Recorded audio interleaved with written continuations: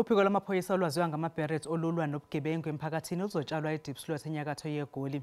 Nabakhipha izimvume zabaqhamuka ngaphandle kwaleli bazobamba iqhaza ukuhlonza abakulelizwe ngokungemthetho.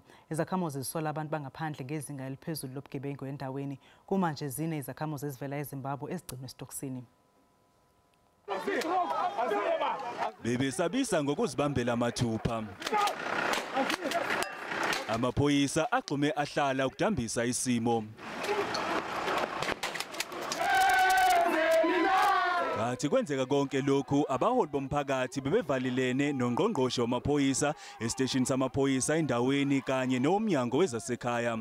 Ngaleso sikhathi izakhamuzi ezidiniwe bezibuthene ngaphandle kwesiteshi. Kuphela amahora ambalwa zilinde ungqongqoshe obheka icala ukuba azozinikeza izimpendulo.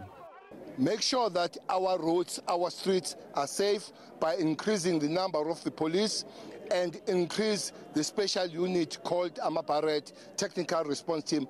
We are planning to make that visibility to be there in 24 hours. Umnyango wezasekhaya uzojoba izisebenzi ezibhekele izimvume zabantu bangaphandle kuleli lokishi.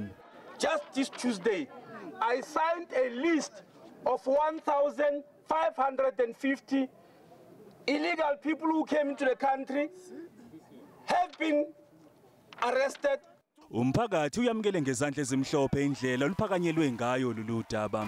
We are 100% satisfied because the minister, in fact both ministers, Minister of Police and the Minister of Home Affairs, came to Diepsloot to listen to the people of Diepsloot.